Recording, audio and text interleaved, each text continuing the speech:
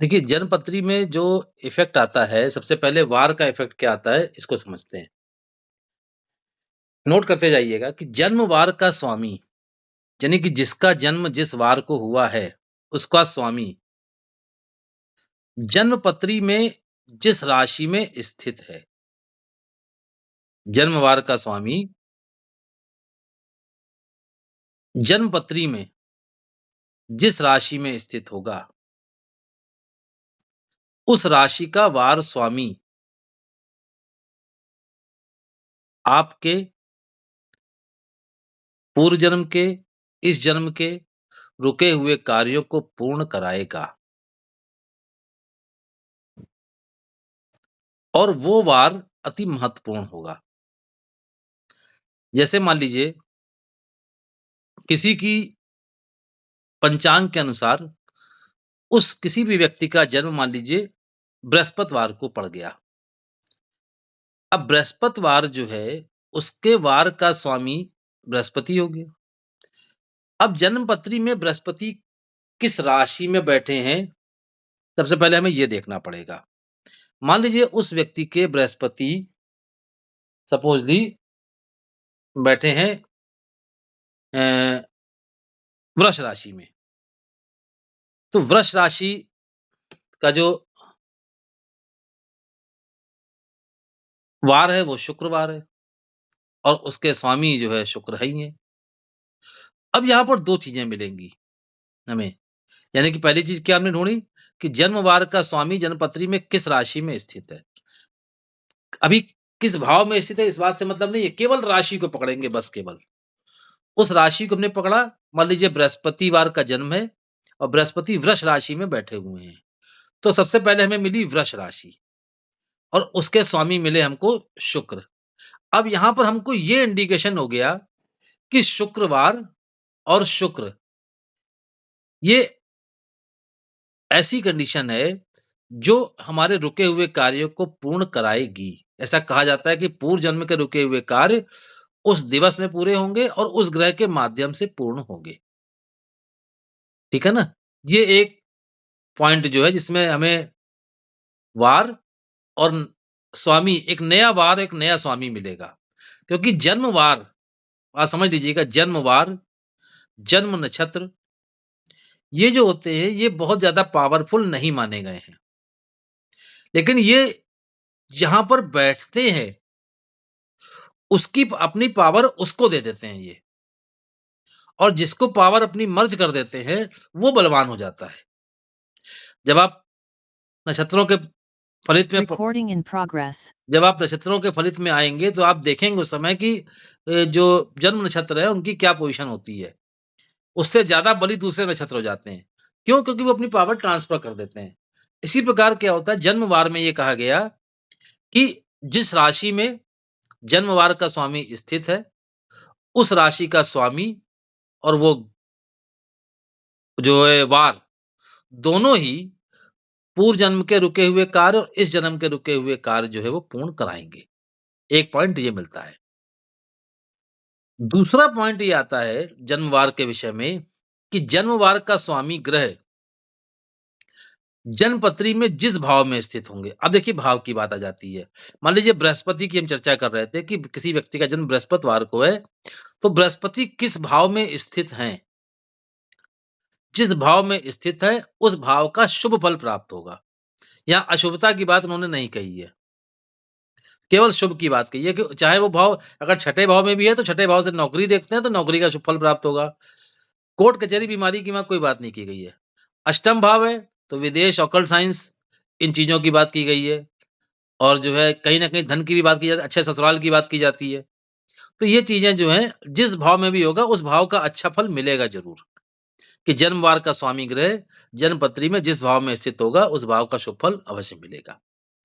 तीसरी चीज़ आती है कि ये एक बहुत बड़ा पॉइंट है कि जन्मवार का स्वामी ग्रह यदि उच्च का हो जाए, जन्मवार का स्वामी जैसे मान लीजिए बृहस्पति की बात चर्चा चल रही है कि बृहस्पति का जन्म है, बृहस्पति यदि जन्मपत्री में उच्च के हो गए, तो केंद्र या त्रिकोण में बैठ गए, तो बहुत बड़ा राजयोग अपने आप में हो जाता है ये। यानी कि वार का स्वामी ही एक बड़ा राजयोग बना देता है। अगर केंद्र और त्रिकोण में अन्यंत्र स्थानों में भी है, मान लीजिए किसी दूसरे खराब स्थानों में भी बैठ गया यदि वो, तो भी वो कहीं न कहीं राजयोग का कुछ न कुछ फल ज़रूर प्रदान करेगा।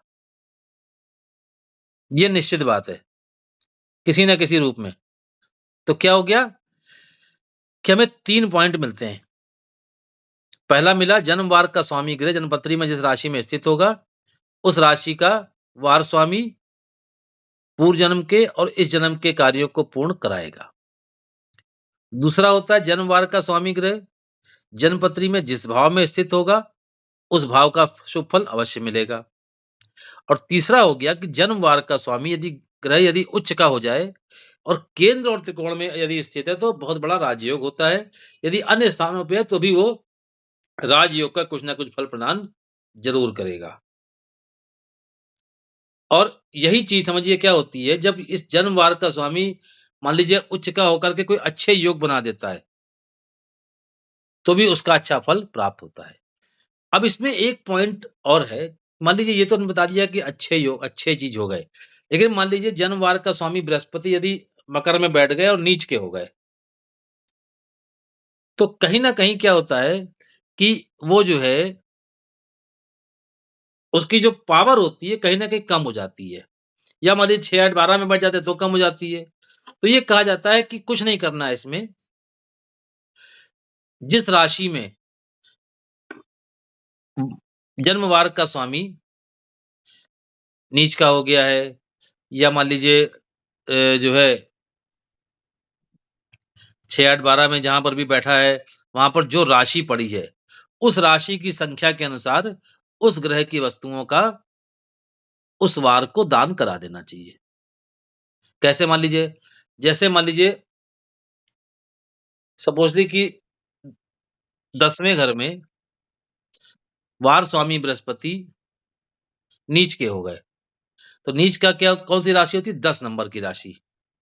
इसका मतलब क्या होगा कि 10 बृहस्पतिवार को उस व्यक्ति को, क्योंकि वहां पर 10 नंबर की राशि पड़ी है, 10वें भाव से कोई मतलब नहीं है, 10वीं राशि से मतलब है कि वहां पर 10वें नंबर की राशि पड़ी है। तो बृहस्पति की जो वस्तुएं होती हैं, मान लीजिए चने की दाल है या बेसन के लड्डू हैं या मान लीजिए हल्दी है, इस तरीके की चीजें 10 बृहस्पतिवार को किसी मंदिर में दान कर देना चाहिए। इससे क्या होता है कि जन्मवार का दोष हमेशा के लिए समाप्त हो जाता है और ये एक ही बार करना होता है। ये एक जो है जन्मवार का फलित है। अब यानी कि एक बार अगर हम और रिपीट करें तो पहला पॉइंट बताया गया वार में कि जन्मवार का स्वामी ग्रह जन्म पत्री में जिस राशि में स्थित होगा, उस राशि का वार स्वामी पूर्व जन्म के रुके हुए और इस जन्म के रुके हुए कार्यों को पूर्ण करेगा। जैसे मान लीजिए किसी का जन्म बृहस्पतिवार को हुआ है तो बृहस्पति जो है वो मान लीजिए जन्म पत्री में किसी की वृष राशि में बैठे हुए हैं और वृष राशि को देखेंगे, वृष राशि नोट करेंगे, उसके स्वामी को नोट करेंगे शुक्र। अब क्या किया, वार के स्वामी ने अपना बल शुक्र को और शुक्र की जो राशि आई उस वार को दे दिया है। तो अब बृहस्पतिवार का जो फल उतना नहीं मिलेगा जितना शुक्रवार का फल मिलेगा, क्योंकि बृहस्पति ने ट्रांसफर कर दिया है। तो क्या होता है कि जन्मवार और जन्म नक्षत्र ये अपना जो पावर होती है ये ट्रांसफर करते हैं, ये स्वयं में न्यूट्रल रहते हैं। यहाँ पर क्या हो गया, शुक्र और शुक्रवार उसके लिए बड़ा इंपॉर्टेंट है। दूसरा पॉइंट आया कि जन्मवार का स्वामी ग्रह जन्म पत्री में जिस भाव में स्थित होगा उस भाव का शुभ फल अवश्य मिले। यानी बृहस्पति मान लीजिए अगर पंचम भाव में बैठे हैं वार का जन्म होकर के, ऐसे व्यक्ति को संतान अवश्य होगी, शिक्षा अच्छी होगी उसकी, तो उस भाव का फल अवश्य मिलेगा। तीसरा होता है कि जन्म वार का स्वामी ग्रह यदि उच्च का हो जाए, मान लीजिए किसी की कुंडली में जैसे बृहस्पतिवार का जन्म है और बृहस्पति उच्च के हो गए और केंद्र और त्रिकोण में बैठ गए तो बहुत बड़ा राजयोग हो गया। अगर मान लीजिए अन्य किसी स्थान पर बैठ गए तो भी वो राजयोग प्रदान करेंगे, लेकिन कम मात्रा में कर सकते हैं। ये चीज है।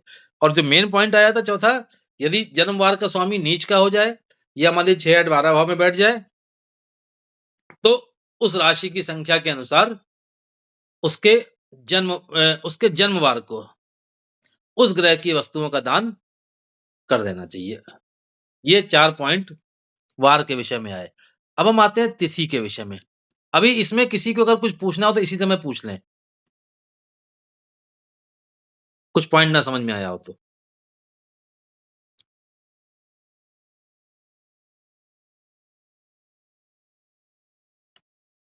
चलिए आगे बढ़ें फिर। अब देखिए तिथि, इसको भी बहुत ध्यान से समझना है। इसमें हालाँकि जो है 2 पॉइंट हैं, लेकिन दोनों ही पॉइंट बहुत इम्पोर्टेंट हैं। क्योंकि इसमें एक पॉइंट आया है कि जातक का जन्म जिस तिथि को होगा, नोट कर लीजिएगा, जातक का जन्म जिस तिथि को होगा,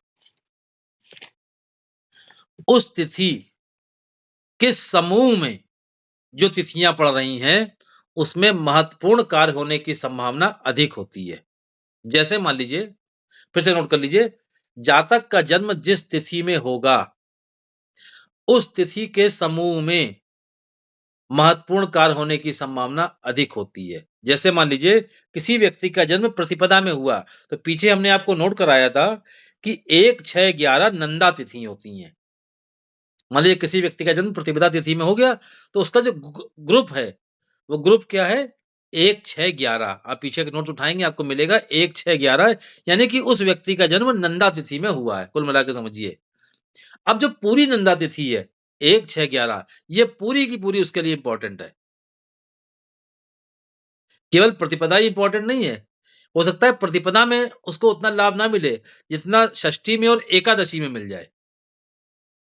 या किसी का जन्म मान लीजिए एकादशी का है, तो उसके लिए प्रतिपदा और षष्ठी बड़ी इम्पोर्टेंट है।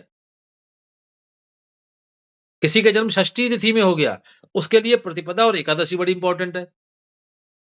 तो उस ग्रुप की जो डेट डेट की जो तिथि होती है, वो उसके लिए बड़ी इम्पोर्टेंट होती है।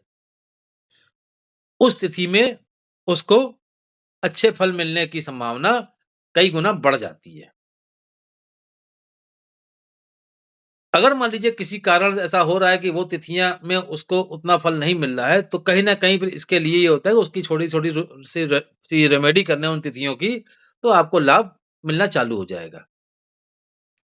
अब जो दूसरा पॉइंट है देखिए, ये पॉइंट बहुत ही महत्वपूर्ण है। इस पॉइंट से क्योंकि इस ये पॉइंट से अभी आपने क्या किया, जन्म की तिथि निकाली।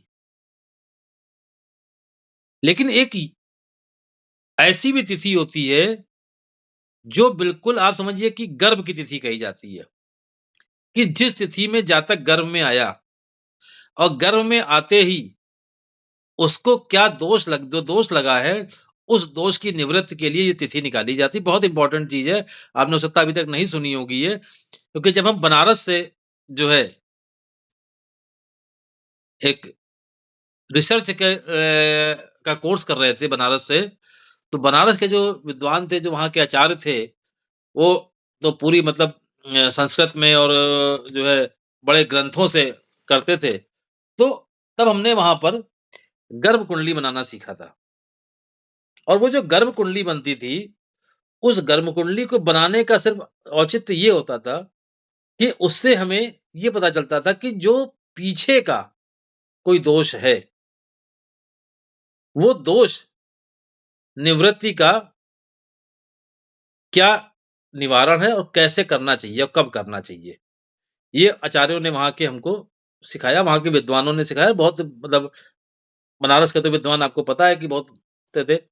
तो गर्भ कुंडली के दौरान ये चीज़ सीखी जो आपसे आज हम इस क्लास के माध्यम से शेयर कर रहे हैं। इसको पहले नोट कर लीजिएगा, फिर हम इसको समझाएँगे आपको। जैसे मान लीजिए जातक लिख लीजिए, जातक की जन्मपत्री में बेटा 1 सेकंड ज़रा होल्ड करिएगा बस ज़रा। लैपटॉप दे दो। थोड़ा इसको चार्जिंग लगवा दो ये वाला, चार्जिंग लगवाओ बेटा इसको।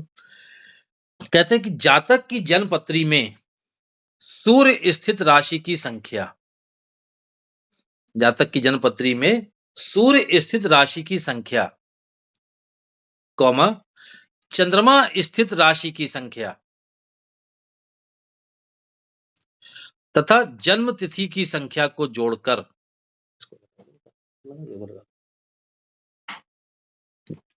फिर से सुन लीजिए, जातक की जन्मपत्री में सूर्य स्थित राशि की संख्या, चंद्रमा स्थित राशि की संख्या तथा जन्म तिथि की संख्या को जोड़कर जो संख्या आए उस संख्या को नोट कर लें। यदि वो संख्या 15 से अधिक है, यदि वो संख्या 15 से अधिक है तो 15 का भाग दे दें। जो शेष बचेगा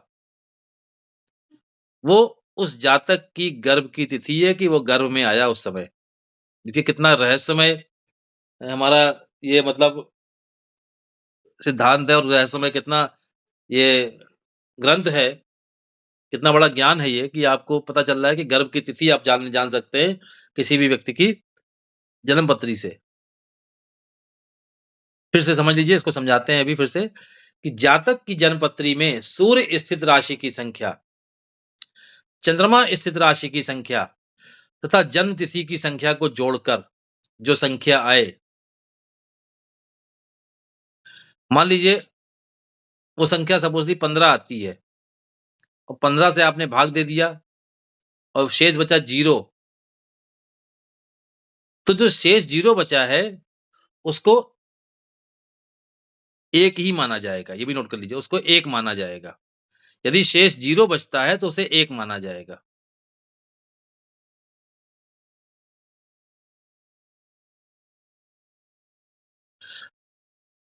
और यदि 15 से नीचे मान लीजिए 14 आ रही है,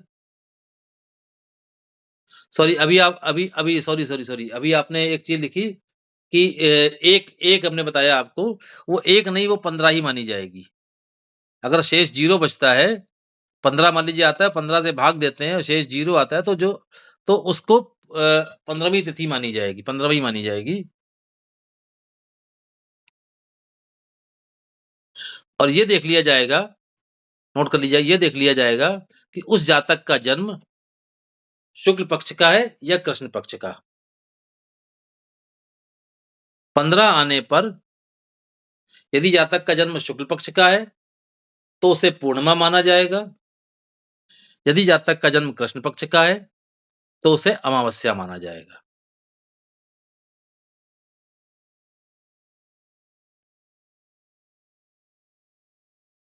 सूर्य स्थित राशि की संख्या, चंद्रमा स्थित राशि की संख्या और जन्म तिथि की संख्या को जोड़ दिया जाएगा।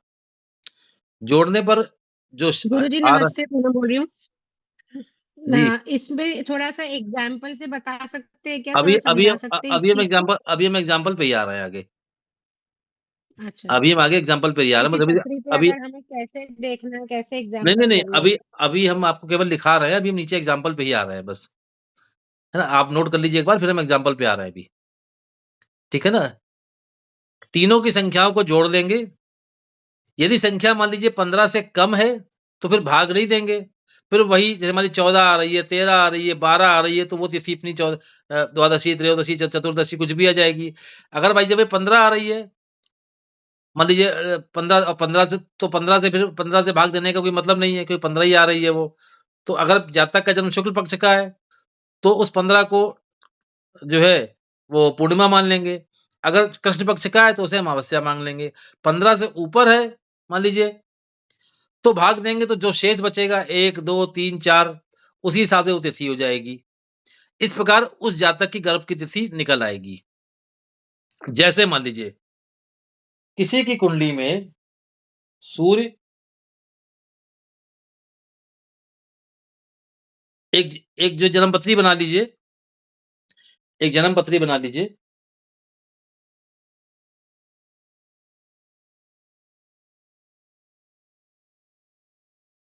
और जो वो बनाइए तुला लग्न की जन्म पत्री। एक तुला लग्न की जन्म पत्री बनाइए।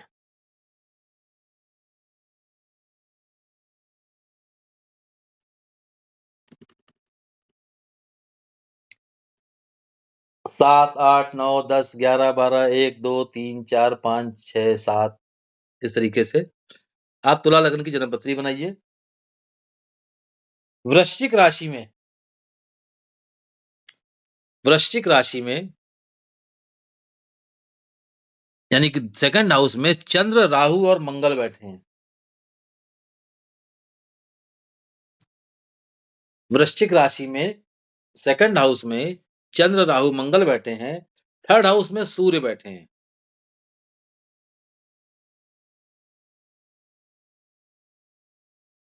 फोर्थ हाउस मकर राशि में बुध और शुक्र बैठे हैं।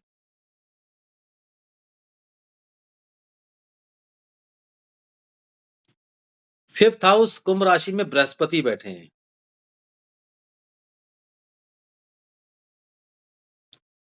एट्थ हाउस में केतु हैं और नाइन्थ हाउस में मिथुन राशि में शनि है। अब ये एक जन्मपत्री बनकर तैयार हुई और इनका जो जन्म की तिथि है वो है एकादशी यानी कि 11 नंबर।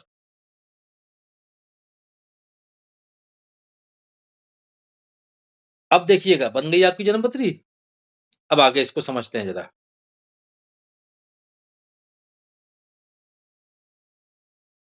अब इसमें सबसे पहले देखिए लिखा हुआ है कि सूर्य किस राशि में बैठे हैं, तो हम सूर्य का नंबर नोट कर लें आगे। सूर्य बैठे हैं धनु राशि में, तो आगे लिख लीजिए सूर्य के आगे लिख लीजिए 9 नंबर 9। फिर आइए चंद्रमा पे। चंद्रमा बैठे हैं वृश्चिक राशि में, आप नोट कर लीजिए 8।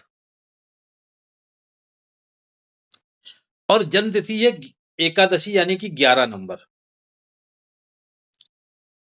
अब तीनों का टोटल करेंगे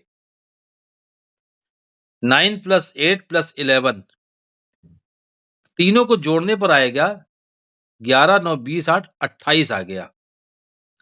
इतना क्लियर हो गया पूनम जी? Yes sir. चलिए हाँ जी, ठीक, अच्छे से, बहुत अच्छा लगा। बहुत वेरी अच्छा लगा। Nice, thank you. चलिए अब ये आ गया 28। अब हम 15 से भाग दे रहे हैं। 15 से इसको हमने डिवाइड किया तो आ गया 13।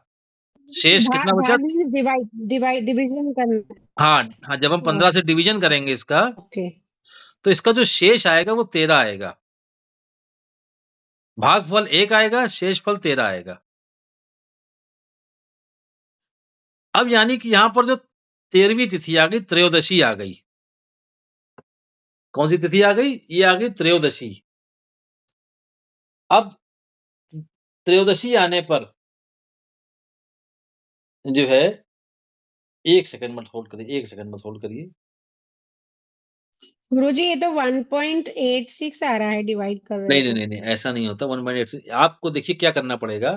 15 से जब आप डिवाइड करेंगे तो 15 एकम 15 आएगा। 28 में से 15 घटाएंगे तो कितना बचेगा? अच्छा वैसे करना है, नॉट अ हाँ, प्रॉपर हाँ, हाँ, दशमलव में नहीं डिवीजन। जाना है। हमें दशमलव में नहीं जाना अच्छा है ना, हमें ओके। तो केवल बस शेष देखना है कि पूरा-पूरा शेष कितना बच रहा है। ठीक है ना? अब इसमें बच तो गया 13 13। बच गया, तो 13 इज द आंसर। अच्छा। 13 is the answer. 13 is the answer. अब 13 जो आया है ये क्या आया? ये त्रयोदशी हो गई। हिंदी में क्या कहेंगे इसको? त्रयोदशी हो गई। अब देखिए त्रयोदशी। ओके। अब एक चीज़ और हम देख लेते हैं यहाँ पर थोड़ा-सा कि इस जातिका का इस जातक का जो जन्म है, वो कृष्ण पक्ष का है कि शुक्ल पक्ष का है? तो इनका जन्म कृष्ण पक्ष का है। यानी कि अगर एक मोटी-मोटी और डीप चले जाएँ, तो जो कृष्ण पक्ष की त्रयोदशी है, ये इनकी गर्भ की तिथि है। अब इसमें करना क्या होगा? अब एक प्रश्न ये भी आता है भाई क्यों निकाली गई? तो इसके निकालने का जो सबसे बड़ा कारण था कि जन्मपत्री में सूर्य और चंद्रमा से रिलेटेड जो दोष होते हैं, वो दोष हमारे आनुवांशिकी होते हैं। बात बहुत ध्यान से समझिएगा। ये सूर्य और चंद्रमा लास्ट में क्या बोला? सूर्य और चंद्रमा से रिलेटेड जो भी दोष होते हैं, वो आनुवांशिकी होते हैं, यानी कि वो डीएनए वाले होते हैं, हेरिडिटी वाले होते हैं, कि पीछे परिवार में चले आ रहे हैं दोष वो। उसकी पुनरावृत्ति हो गई सूर्य और चंद्रमा से रिलेटेड। मान लीजिए चंद्रमा पीड़ित है, तो कहीं न कहीं मतलब पीछे से चला आ रहा है। सूर्य पीड़ित है, तो पीछे से चला आ रहा है। अब इनकी जन्म पत्री में आप देखिए सेकंड हाउस में चंद्रमा राहु का योग है ना? सूर्य और शनि का आपस में कॉम्बिनेशन है। 2 चीज़ें आ रही हैं। सूर्य कहीं न कहीं शनि द्वारा दृष्ट है और चंद्रमा राहु के साथ स्थित हैं। अब ये तिथि ब हमको जो निकल के आई है, ये बता रही है कि ये गर्भ की तिथि है, गर्भ के समय भी ये दोष रहा, जो जब हमारी पृथ्वी पर आने पर जन्मपत्री बनी, उसमें भी ये दोष हमारी हेरिडिटी के रूप में आया, यहाँ पर। अब ऐसे में एक बहुत सुंदर सा उपाय बताया गया उस जातक के लिए। उपाय क्या बताया गया कि इस कृष्ण पक्ष की त्रयोदशी को ऐसा जातक अपने माता-पिता को कुछ उपहार दे और प्रणाम करे और उनका आशीर्वाद बाकायदा ठीक से ले। मतलब उनके दोनों हाथ आशीर्वाद स्वरूप अपने सर पे रखवाए और इस प्रकार से करने पर वो जो है इन दोषों से मुक्त होगा। तो कितना सीधा सरल उपाय है देखिए। कुछ इसमें ना कोई पूजा-पाठ बताई गई, ना कोई दान-पुण्य बताया गया, केवल माता-पिता से सहज रूप में आशीर्वाद लेना है भावपूर्वक और उन्हें कुछ उपहार अवश्य देना है थोड़ा-सा। जो भी आपको लगे कि आप दे सकते हैं, अपनी सुविधा अनुसार, अपनी सहजता अनुसार वो करना है। बट गुरुजी, जी। ये दोष कृष्ण पक्ष का है, तो ये जातक को क्या तकलीफ दे रहा होगा जो हम उसको ये उपाय बताएँगे? क्या देखिए क्या तकलीफ देगा उसको? देखिए क्या होता है, क्योंकि कृष्ण पक्ष का एक तो ये दोष है सूर्य चंद्रमा का। अब होता क्या है कि हुँ, कई बार क्या होता है कि चंद्रमा जो है वो माता का कारक है और चंद्रमा के साथ राहु का कॉम्बिनेशन बना है। तो ऐसा कहा जाता है कि चंद्रमा के साथ जब राहु या केतु का कॉम्बिनेशन हो जाता है, तो इसे जल देवी दोष का भी कहा जाता है। यानी कि उस व्यक्ति के को शारीरिक जो संकट होते हैं, वो बार-बार आते हैं, चंद्र राहु में। इवन इमोशनली सब हाँ, डिस्टर्ब रहते हैं। इमोशनली व्यक्ति बहुत होता है और कई बार क्या होता है कि वो एकांत प्रिय भी हो जाता है। उसे कुछ चीज़ें किसी की अच्छी नहीं लगती हैं, गुमसुम सा रहना, इस तरीके की चीज़ें। और दूसरी चीज़ क्या होता है कि चंद्रमा चूँकि रोग प्रतिरोधक क्षमता भी बढ़ाता है ना? वैसे तो दिखेगा कि बहुत स्ट्रॉन्ग है, लेकिन अंदर से कोई अज्ञात भय होता है। उस अज्ञात भय के कारण भी मन में चीज़ें जो हैं वो डिस्टर्ब होती हैं। ठीक है ना? ये क्या आ रहा है? ये दोष गर्भ से आ गया। अब गर्भ से आया है क्योंकि होता क्या है जब जीव गर्भ में होता है, तो कभी आगे आपको थ्योरी बताएँगे, जब जीव गर्भ में होता है, तो कि चंद्रमा क्या होता है ना कि हर महीने सारे ग्रहों से मिलता है और 9 महीने में वो कितनी बार सारे ग्रहों से मिल लेता है, राहु, केतु, शनि, इन सब चीज़ों से। तो क्या होता है कि चंद्रमा पे पॉज़िटिव और नेगेटिव चीज़ें आती हैं। तो क्या होता है कि इस कारण से चंद्रमा जो है वो पीड़ित हो गया है। यहाँ पर इमोशनली हो गया और थोड़ा-सा दाँत-वाँत से संबंधित दिक्कत आने के थोड़ा-सा रहता है और इसके अलावा क्या रहता है कि पैरों में दर्द होने की संभावना रहती है और फिर जैसे चंद्र और राहु ग्रहण योग कहाँ बना है? धन भाव में बना है, तो धन धन भी थोड़ा-सा परिवार से दूर होने का योग रहता है। ये चीज़ें क्या होती है कि ये गर्भ के जो संकट होते हैं ये कहीं न कहीं इस प्रयोजन से दूर होने लग जाते हैं और सूर्य पर शनि का प्रभाव है। इसका मतलब है कहीं न कहीं जन्म पत्री में पितृदोष है। तो पितृदोष भी जो आया वो हेरिडिटी होता है। वो भी इन्हीं उपायों से ठीक होता है कि अपने माता-पिता या माता-पिता मान लीजिए किसी के माता-पिता बाय द वे नहीं है तो माता-पिता समान लोगों को उपहार देना चाहिए इस तिथि पे, उससे लाभ मिलेगा। वसुधा जी, समझ लिया सर मैंने अच्छे से। समझ लिया ना आपने? जी, जी, चलिए, जी। ठीक, वेरी गुड। तो ये एक चीज़ आती है कि इसमें हमें जो है इस प्रकार का फल प्राप्त होता है। ठीक है ना? गुरुजी, जी। गुरुजी भूमिका बात कर रही हूँ। जी। अगर ये जो छोटे बच्चे रहते हैं तो हाँ। उनको ये दोष हो तो क्या माता-पिता ही गिफ्ट लाकर खुद बच्चे के हाथ हाँ, अपने देखिए खुद को 12 गिफ्ट दिलवाए ऐसा कर ऐ सकते हैं? ऐसा होता है 12 साल तक के बच्चों के लिए जो होता है, उसमें माता-पिता का पूरा रोल होता है, माता-पिता को पूरी वो होती है। 12 साल के बाद क्या होता है, जैसे मान लीजिए कई बार क्या होता है, कुछ लोग आते हैं मान लीजिए और आपके घर में आए, बच्चों को कुछ पैसे दे गए, तो वो पैसे खर्च ना कराइए। वो पैसे जो है कहीं न कहीं जुड़े रहिए और उसमें से भले 12 साल के बाद की बात कर रहे हैं, उसमें से कुछ गिफ्ट लेकर के बच्चों के हाथ जी, से आप माता-पिता जो है ले लें वो। क्योंकि उनकी कोई अर्निंग तो है नहीं, मान लीजिए आप जी, भी ने मान लीजिए उनको उनके नाम का कुछ कहीं पर कुछ कर दिया, है ना? कुछ और या कोई आया दे गया, तो उनके पास पड़े हुए तो उसमें से दान करा दीजिए और 12 साल के पूर्व जो है, वो बच्चे की पूरी ज़िम्मेदारी माता-पिता की होती है, तो वो जो है उसका हाथ टच करा करके, उसके हाथ से गिफ्ट दिला करके करा सकते हैं ये। जी, जी। ठीक है जी। हाँ, और ये यहाँ पर चंद्रमा और सन के साथ जो अपने तिथि। पाप ग्रह बैठ जाते, तो भी ये दोष का निवारण कर सकते हैं हाँ, हाँ, और बिल्कुल, वो बिल्कुल, पाप बिल्कुल। ग्रह से द्रष्ट हो जाते हैं, तभी भी करवाना है। हाँ, बिल्कुल, बिल्कुल। अगर कॉम्बिनेशन है तो भी और दृष्ट है तो भी, दोनों ही जी, कंडीशन में आपको जी, करा देना है और इस उपाय से आपको काफ़ी जी, लाभ समझ में आएगा क्योंकि ये मैंने प्रैक्टिकल काफ़ी करवाया हुआ है। तो इस तरीके का ये देखिए एक बड़ा सुंदर-सा तिथि का उपाय है ये। ठीक है, अब हम आते हैं तीसरे जी। पॉइंट पर अपने नक्षत्रों पर। Thank you. ओके जी। अब हम आते हैं नक्षत्रों पर, ठीक है ना? नक्षत्र में जो सीधे-सीधे सी एक चीज़ है, वो तो पहला लिखा हुआ है कि जन्म नक्षत्र का फल अपने गुण धर्म के अनुसार मिलता है। यानी कि जैसे आपने दिखाया था पीछे कि जन्म कि भाई नक्षत्र है, तो नक्षत्र का क्या मतलब है? अश्विनी का क्या मतलब है? भरणी का क्या मतलब है? कृतिका का क्या क्या मतलब है? उन अपने गुण धर्म के अनुसार वो फल प्रदान करते हैं और जो दूसरा पॉइंट लिखाया गया है कि नक्षत्र का स्वामी ग्रह, मान लीजिए किसी भी व्यक्ति का जन्म अश्विनी नक्षत्र में हुआ है, तो उसका स्वामी ग्रह केतु हो गया। दूसरा पॉइंट लिखाया गया सूर्य स्थित राशि के स्वामी ग्रह और तीसरा लिखा है चंद्र स्थित राशि के स्वामी ग्रह। अब यहाँ पर हम 3 को ले लेंगे। जैसे मान लीजिए ये जो प्रस्तुत जन्म पत्री है, इस जन्म पत्री में इनका विशाखा नक्षत्र का जन्म है, तो स्वामी कौन हो गए? बृहस्पति हो गए। अब सूर्य स्थित राशि के स्वामी कौन हो गए? भी बृहस्पति हो गए क्योंकि धनु राशि में बैठे हैं और चंद्र स्थित राशि के स्वामी मंगल हो गए। अब यहाँ पर 3 चीज़ें होनी चाहिए थी, हमको इसमें 2 मिल रही क्योंकि नक्षत्र का स्वामी और राशि और जो है सूर्य स्थित राशि के स्वामी, सूर्य राशि के स्वामी एक हैं। जब ये 3 ग्रह मान लीजिए नक्षत्र का स्वामी ग्रह, सूर्य स्थित राशि के स्वामी ग्रह और चंद्र स्थित राशि के स्वामी ग्रह की युति हो जाए, कॉम्बिनेशन हो जाए, तो ये राजयोग बनाती है।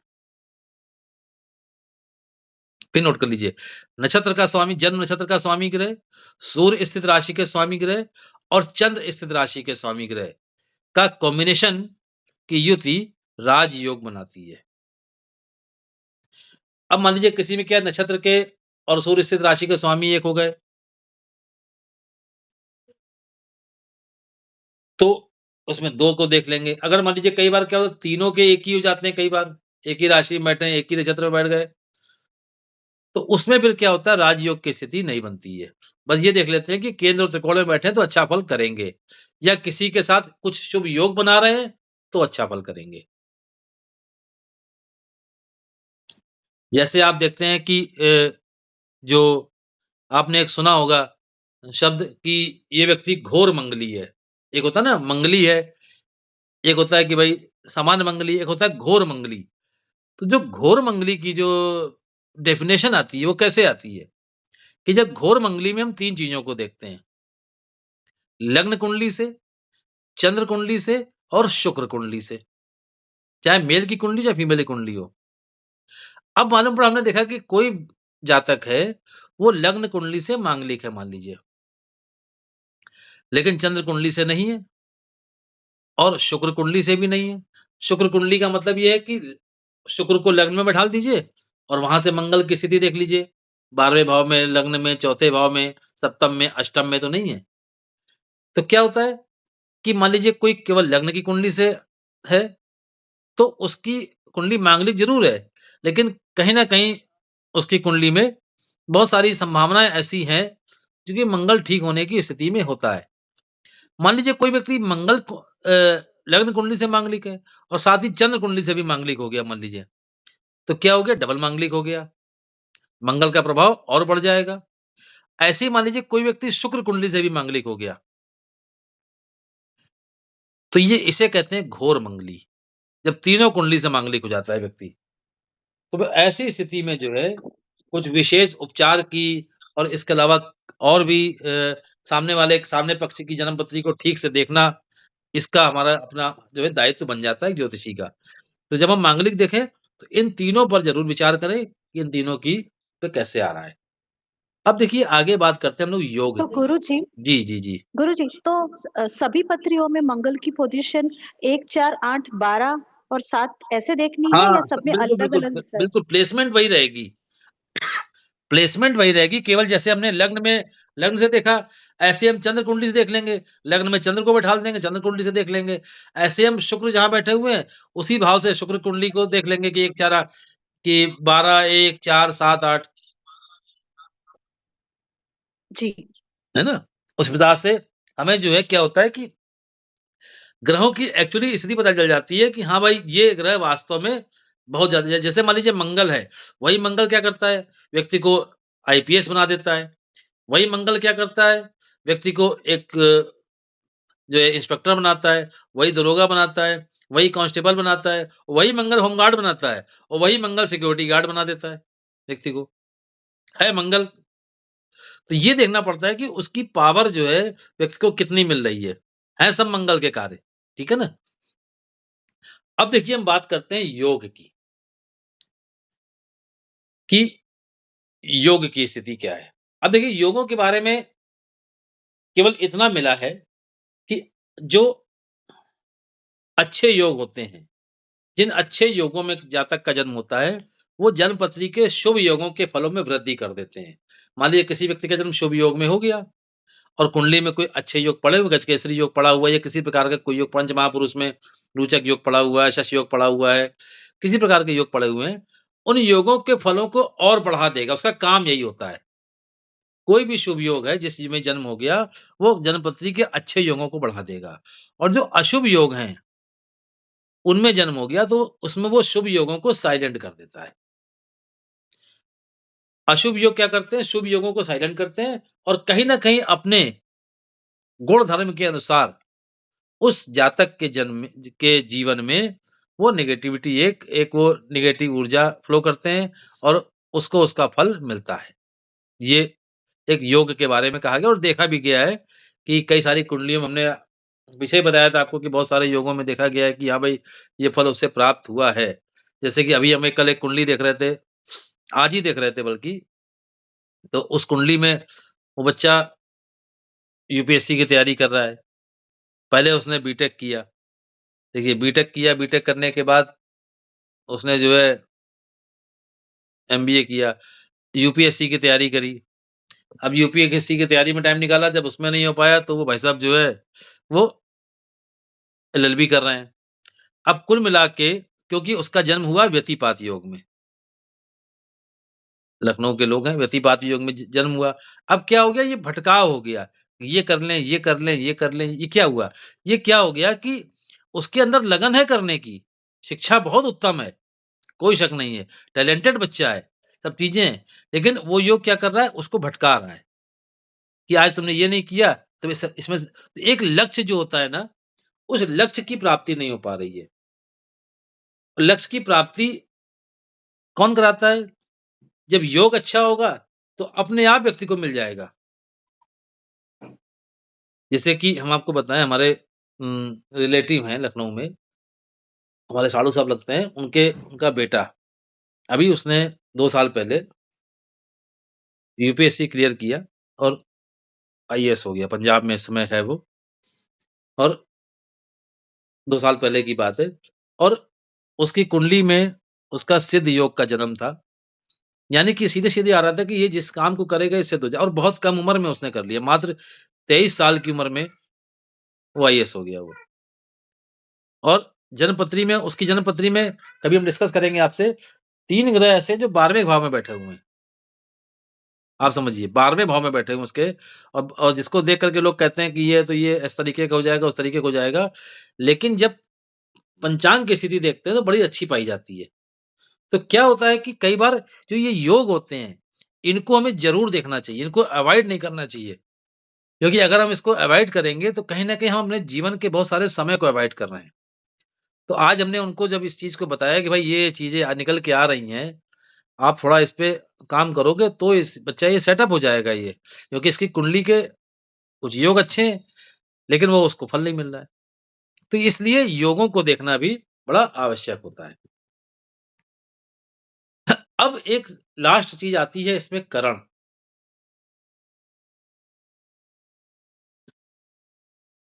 करण के बारे में ये कहा जाता है कि करण का अर्थ होता है कर्म करने वाला। और इसके लिए जो पॉइंट मिला है अभी तक जो रिसर्च में कि चंद्रमा कुंडली में जिस भाव पर होगा, उस भाव का फल जन्म करण के द्वारा प्राप्त होगा। यानी कि जन्म का जो करण है, उसका फल चंद्रमा स्थित भाव, राशि नहीं, भाव को देखना होगा। चंद्रमा जिस भाव में, मान लीजिए ये जो प्रस्तुत कुंडली है, इस कुंडली में चंद्रमा 2nd हाउस में है। तो अब 2nd हाउस का जो फल है, वो करण के द्वारा प्राप्त हो रहा है। सीधे-सीधे पंचांग को देख, अब करण जिस प्रकार का होगा, उस प्रकार से वहां से अलाइनमेंट करना पड़ेगा। अगर इस जातक को 2nd हाउस का फल चाहिए, यानी कि धन चाहिए और जो है परिवार में सब चीजें अच्छी हों, सब बढ़िया हों, वाणी का प्रभाव दूर-दूर तक फैले, उन सब के लिए इसमें क्या होगा कि 2nd हाउस ये में चंद्रमा स्थित है, तो बता रहा है कि जो जन्म का करण है, वो व्यक्ति उससे अलाइन हो जाए। जो उससे निम्न चीज़ें हमने बताई थी आपको पीछे, बस उसके कार्य करने लग जाए, 2nd हाउस का फल अपने आप मिलने लग जाएगा। क्योंकि ये बहुत सूक्ष्म जो करण जो है बहुत सूक्ष्म है ये। तो जो सूक्ष्मता होती है उसमें हम पहुँच जाते हैं और वहाँ से वो फल प्राप्त होने लग जाता है।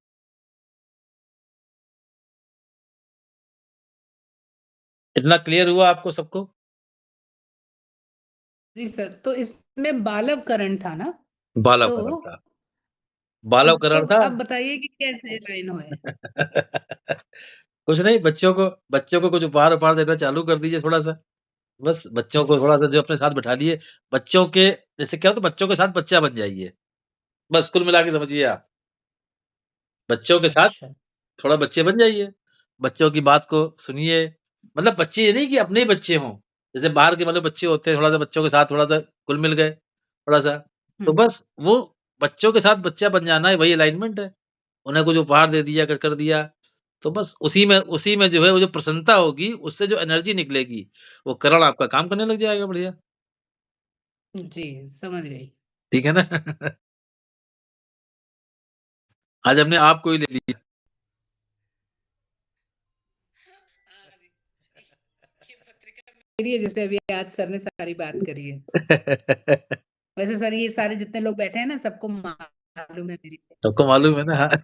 लेकिन मैम आपके तो 2nd बॉक्स में मून नहीं है। है ना? है चंद्रमा 2nd में? है ना? हाँ, ओह! जी, जी, जी। देखिए यहाँ पर हम जो चंद्रमा, राहु, हाँ, देखिए यहाँ पर हम जो बात करेंगे ना, वो हम बात करेंगे पाराशर के हिसाब से जो कुंडली बनती है। हम केपी कुंडली की भी बात नहीं करेंगे, लग्न कहाँ पर कोई हाँ, लग्न कुंडली की हाँ, बात लग्न करें। कुंडली की बात करेंगे, लग्न कुंडली। क्योंकि देखिए क्या एक बात बता दें आपको, आप कितना भी कोई भी आप विधा सीख लो, वो निकली सब पाराशर से ही है। चाहे आप देखिए जेमिनी सीखिए, चाहे आप केपी सीखिए, चाहे आप नाड़ी सीखिए, है ना? कुछ भी है, ये सब निकली सब पाराशर से ही है। तो पाराशर सबकी जन्मदात्री है। तो क्या होता है कि हम लोग को कि पाराशर को पकड़ के चलना है। पाराशर को अगर नहीं पकड़ेंगे, तो कहीं न कहीं क्या होता है, कुछ चीज़ें मिस हो जाती हैं। तो आज जो आपको हम बता रहे हैं, ये पूरा का फलित पूरा जो है, ये पाराशर से है। आप लोग अपनी जन्मपत्री में इस चीज़ को जब लगाएँगे और पाएँगे, तो इसको काफ़ी कुछ हद तक चीज़ें अपनी कुंडली की आप ठीक कर ले जाएँगे। आप समझिए। गुरुजी सर ये एक जो आपने प्रश्न है। बताया जी। ये सर इसमें जो है जब आपने करंट लास्ट टाइम बताया था हुँ, तो बालक के ये कहा था कि बच्चों के साथ में या बच्चों को कुछ गिफ्ट दें, हाँ। लेकिन इसका चंद्रमा के साथ में मैं रिलेट नहीं कर पा रही नहीं, हूँ नहीं कि ऐसा हो क्योंकि चंद्रमा की स्थिति सेकंड बॉक्स में है तो वो किस तरीके से रिलेट हो रही है? नहीं, नहीं देखिए सेकंड का मतलब ये होता है कि चंद्रमा जिस भाव में है, उस भाव का फल यदि आपको अच्छी तरीके से प्राप्त करना है, जहाँ पर है जी। ना, चंद्रमा जिस राशि में, जिस भाव में है, उस भाव का फल जो है मुख्य रूप से वो करण पे डिपेंड करता है। अब जैसे क्या होता है, हमारे सेकंड हाउस है, अब सेकंड हाउस क्या है? धन का है, सेकंड हाउस वाणी का जी। है, सेकंड हाउस परिवार का है। क्योंकि चंद्र राहु वहाँ पर बैठे हुए हैं, तो चंद्रमा मान लो राहु ना भी होते, मान लीजिए मंगल ना भी होते, केवल अकेले चंद्रमा होते सपोज़ली, तो भी चंद्रमा का जो सेकंड हाउस का जो फल है, वहाँ पर क्योंकि देखो चंद्रमा के बारे में ऐसा कहा जाता है ना, चंद्रमा जो है एक तो अनप्रेडिक्टेबल इसलिए होता है कि अस्थिर है। चंद्रमा स्थिर ग्रह नहीं है, चंद्रमा का मूवमेंट बहुत फास्ट है। अब देखिए इसका उदाहरण देखिए आप अच्छा, चंद्रमा मन का कारक है। आप घर से निकले, घर से निकलने पर आपने प्लान किया कि आज हम इस तरीके से इस कार्य को करेंगे। आप सीढ़ी से नीचे उतरे, आपका मन बदल गया, यार राइट ना जाकर के लेफ्ट चलते हैं, वहाँ मिल जाएगा ऑटो। मन से निकले तो एक नीचे से मिल जाएगा। तो क्या होता है कि चंद्रमा बहुत परिवर्तनशील है। इस परिवर्तनशील होने के कारण चंद्रमा का मन का जो कारक होता है, वो क्या करता है उस भाव में भी अपनी जो परिवर्तनशीलता है वो बनाए रखता है वो। तो उस चंद्रमा जिस भाव जी। में होगा, उस भाव को स्थिर नहीं रखने देगा वो। इस कारण से क्या होता है कि व्यक्ति जो भाव है, वो बड़ा अप एंड डाउन वाला हो जाता है। जहाँ भी देखिएगा आप चंद्रमा को, किसी भी भाव में आप चंद्रमा को लगा लीजिए, वो भाव जो है, वो अप एंड डाउन वाला ही रहेगा, वो स्थिर नहीं रहेगा।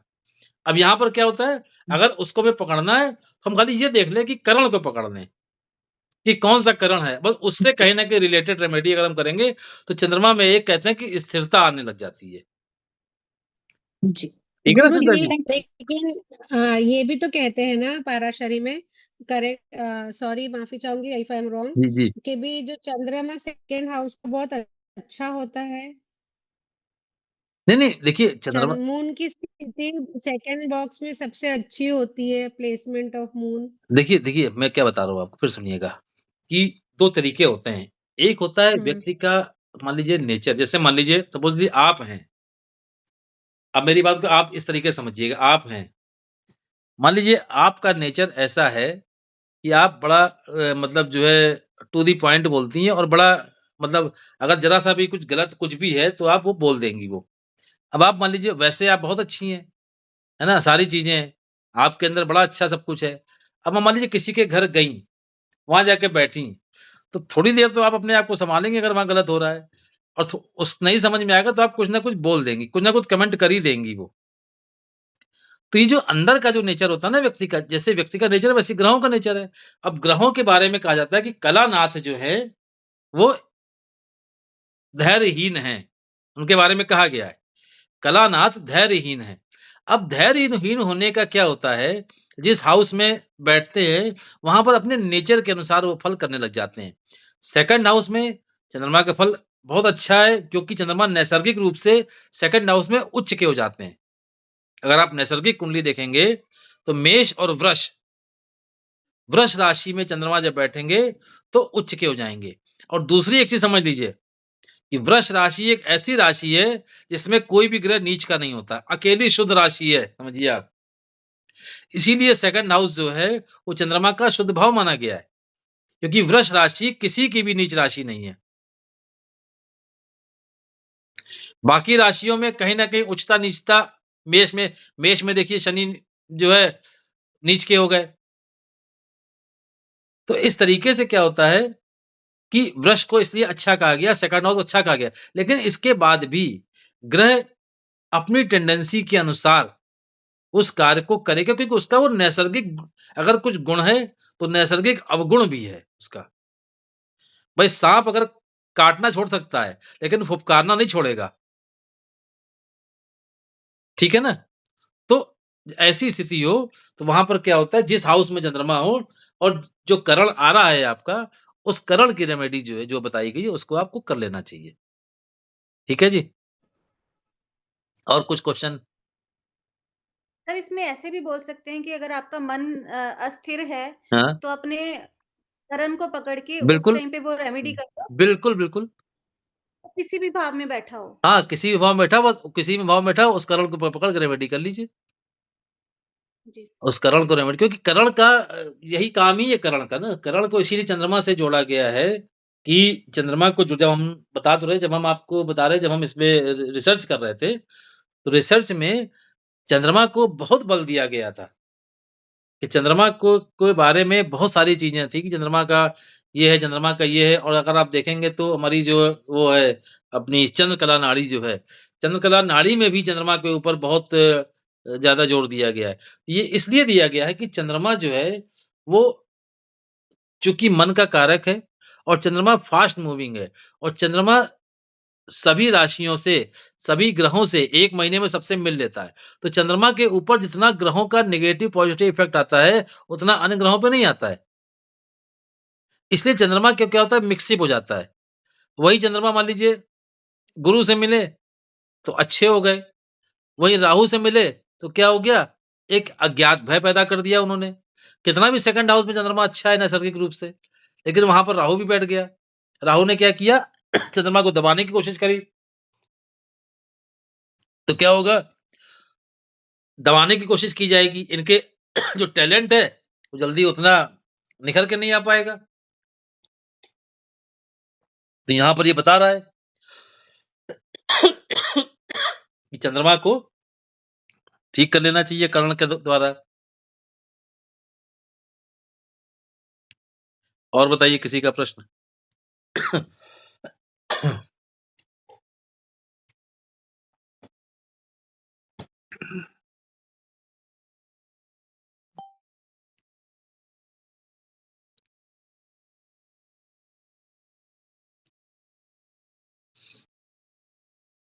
कोई प्रश्न किसी का?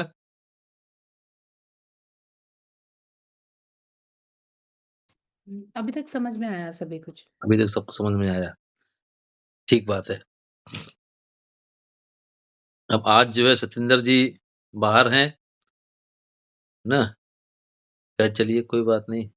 का हम जो है वो हमने आपको चार्ट भेजे थे, वो चार्ट के आपने कॉपी निकाल ली थी?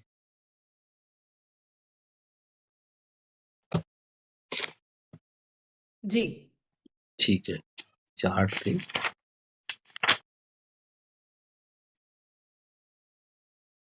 चलिए हम जरा शेयर करते हैं आपको साथ में, एक शेयर भी कर लेते हैं।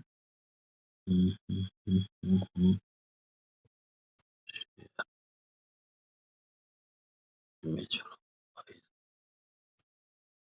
ओके।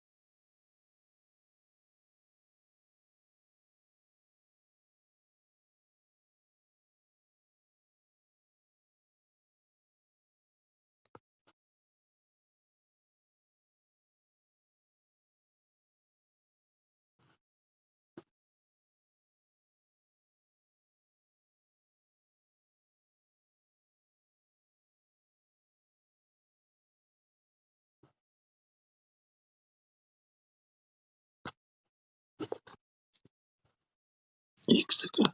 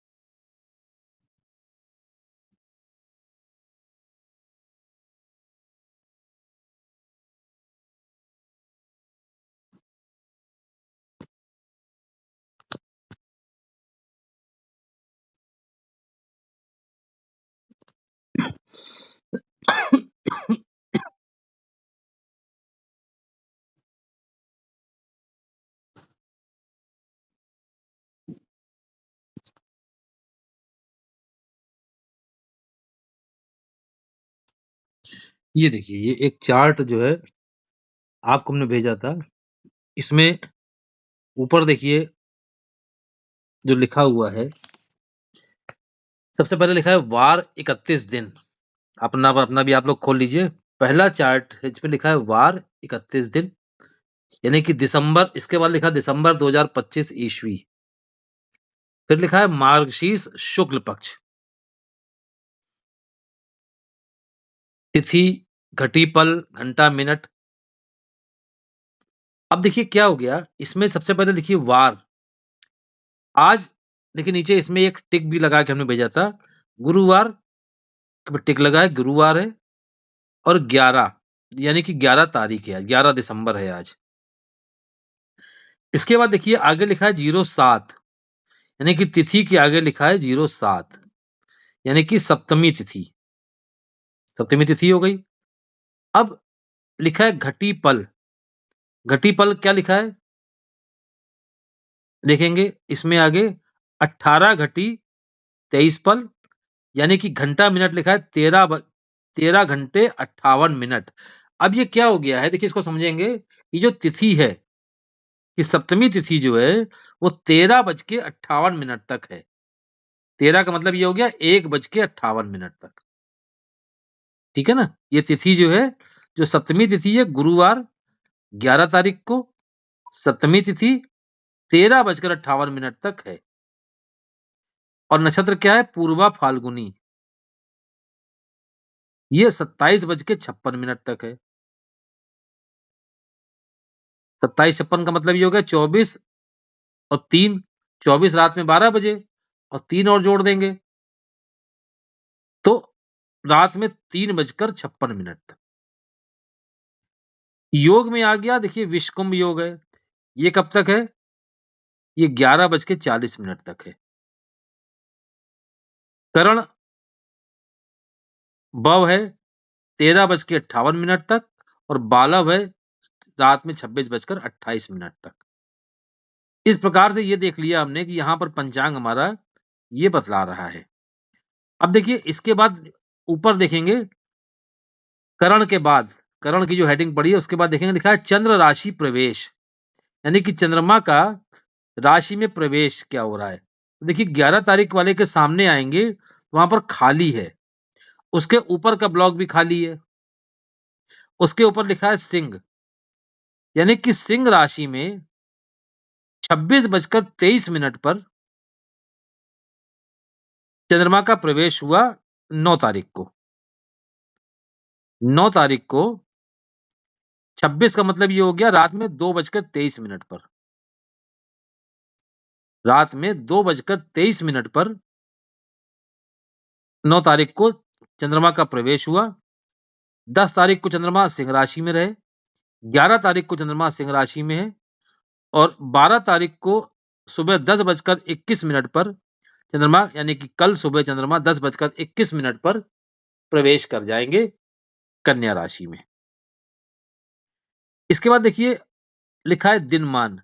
उसके बाद देखिए एक चीज और लिखी है, पढ़ेंगे, काशी सूर्योदय, मध्याह्न अस्त। अब देखिए उदय लिखा है नीचे, काशी सूर्योदय, मध्याह्न के नीचे लिखा है उदय। अब हम उदय का मतलब ये होता है कि सूर्योदय कितने बजे होगा। तो हम 11 तारीख आज का हम देखेंगे, तो आज का सूर्योदय अगर हम देखते हैं तो देखिए उसमें आपको दिखाई पड़ रहा होगा, लिखा है 21, वो दिनमान हो गया, उसको छोड़ दीजिए।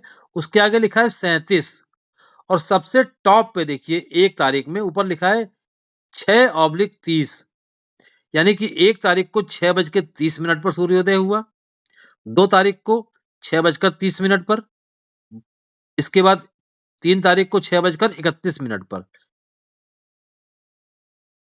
6:31 पर, फिर 6:32 पर, फिर 33, 34, 35। आज जो 11 तारीख को 6:37 पर काशी में सूर्योदय हुआ है। जब हमें अपने शहर का निकालना होता है तो उसमें एफेमरीज के द्वारा देख लेते हैं कि कितना टाइम का अंतर आ रहा है। जैसे हमारे कानपुर का 8 मिनट 36 सेकंड का है, ऐसे ही मुंबई का भी कुछ है, ऐसे दिल्ली का भी कुछ है, तो वो हमें एफएमरीज में इसी पंचांग में मिल जाता है। खैर इसमें जो सूर्योदय है वो 6:37 पर हुआ आज। अब क्या कह रहा है?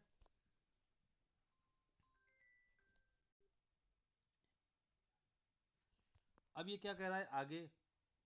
आगे लिखा है मध्याह्न, लिखा है 11, आगे लिखा है 51, आगे लिखा 11, यानी कि 11 मिनट 11 घंटे 11:51 और 11 सेकंड पर मध्याह्न होगा।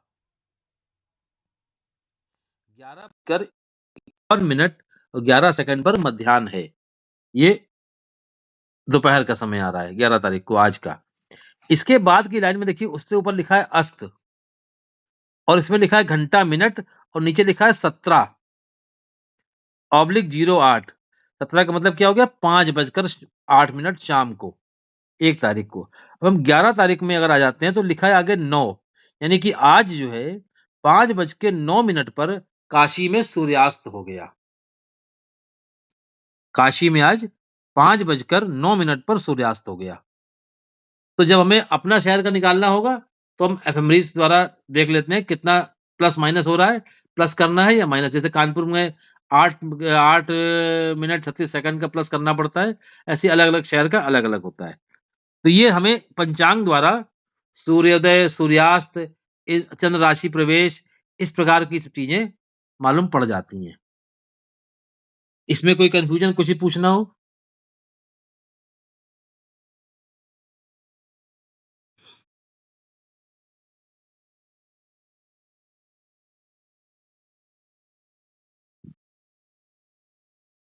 किसी का कोई प्रश्न?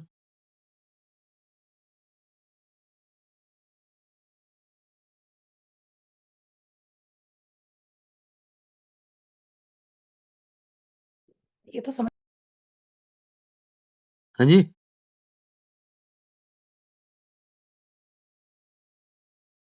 आवाज नहीं आ रही आप लोगों की ये किसी? मुझे तो समझ में आ गया और किसी का अच्छा चलिए ठीक है, कोई बात नहीं होगा तो दोबारा फिर बता देंगे। अब एक चीज आपको और शेयर सर करना है। आ गया समझ में। अच्छा देखिए, एक एक हमने आपको और शेयर किया था, वो भी हम आपको शेयर कर रहे हैं थोड़ा सा।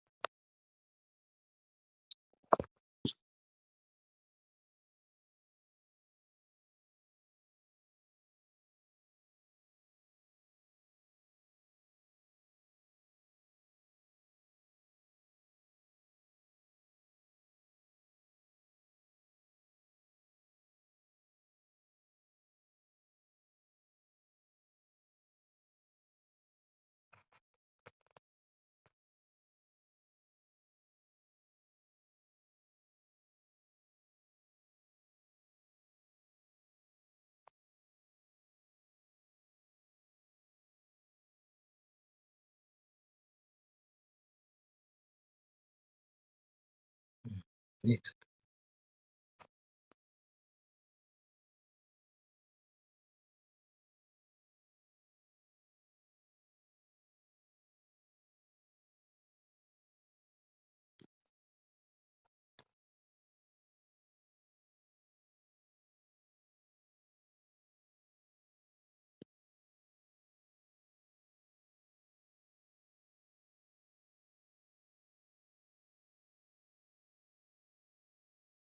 ये देखिए, ये एक और हमने पेज आपको भेजा था,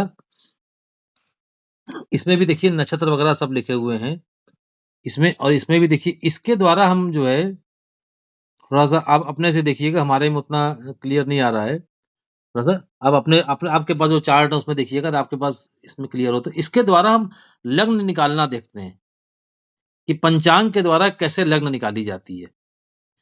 अब इसमें देखिए सबसे पहले जो है हम देख रहे हैं 1 दिसंबर, फिर लिखा है ग्रह, लिखा है बुध, फिर लिखा है राशि नक्षत्र विशाखा, फिर लिखा है चरण, फिर लिखा है नवांश, फिर घंटा मिनट, और इसके बाद देखिए लिखा है दिसंबर, तारीख और वार।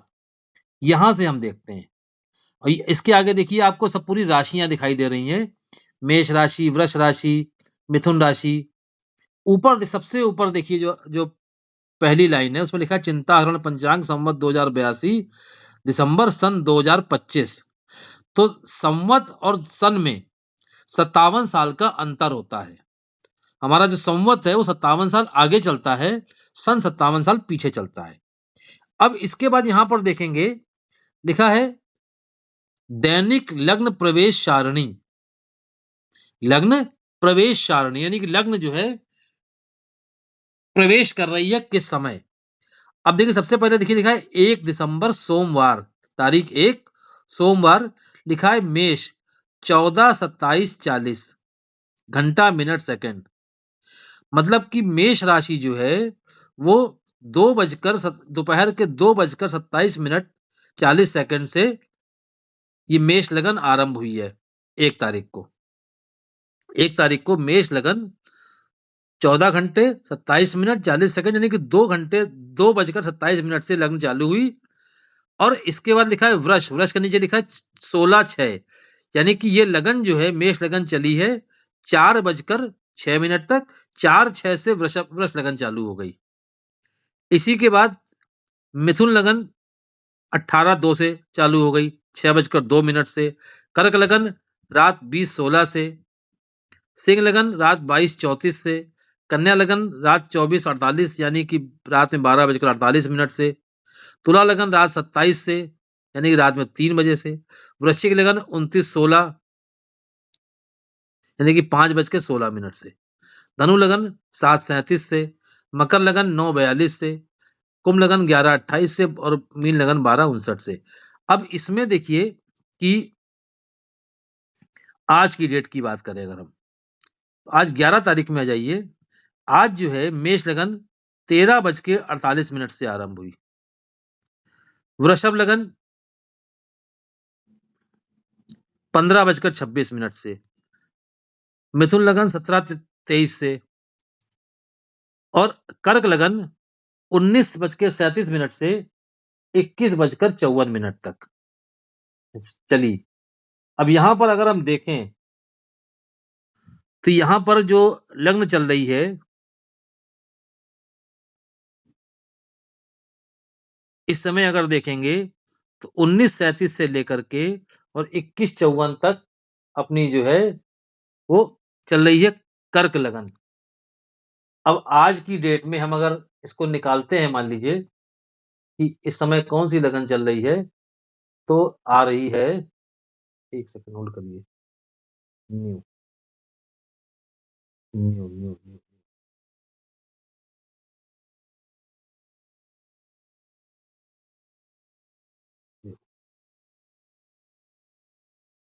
कर्क लगन आ रही है।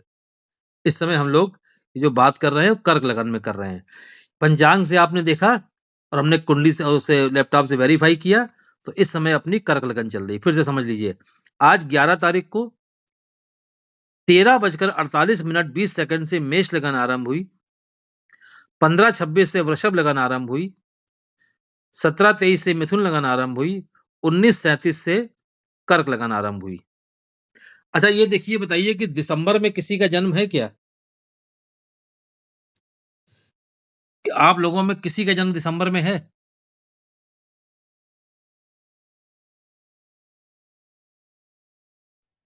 मेरे बेटे का हुआ, वो चलेगा क्या? बिल्कुल चलेगा, दौड़ेगा, बिल्कुल दौड़ेगा। किस तारीख को हुआ है? गुरुजी किस तारीख को जन्म हुआ है उसका? 9 दिसंबर 9 दिसंबर। कितने बजे हुआ है? 9 दिसंबर 9 दिसंबर कितने बजे हुआ है? सुबह सुबह 11:15 बजे। सुबह 11:15 बजे। अब देखिए 9 दिसंबर को, अभी ईयर छोड़ देते हैं, मोटा-मोटा हमको पकड़ में आ जाएगा। अभी ईयर छोड़ते हैं, अभी ईयर से मतलब नहीं लेते, अब आज का ही देख लेते हैं 9 दिसंबर का। 9 दिसंबर को सुबह 11:15 बजे हुआ है ना? सुबह 11:15 बजे हुआ है।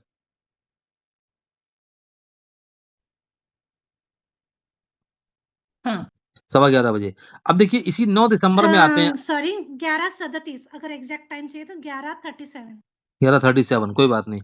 देखिए इसमें हम देख रहे हैं 9 दिसंबर को 11:30 11:30 कोई बात नहीं। 13:56 पे मेष लगन थी। 15:34 पर जो है वो वृषभ लगन थी। 5:31 को मिथुन थी। 19:44 को कर्क लगन थी। 22/2 को सिंह लगन थी।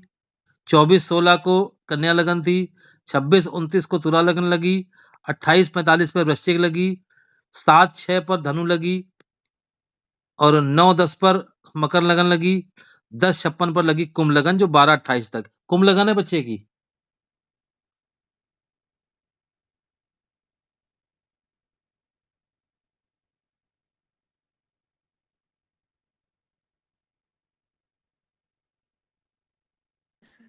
कौन सी लगन है बच्चे की? हाँ गुरुजी। कुंभ लगन है ना? अब देखिए उस समय का पंचांग को आप आज से आपने वेरीफाई कर लिया कि इस बच्चे की कुंभ लगन है। लगन है। हाँ जी, हाँ। क्या कह रही?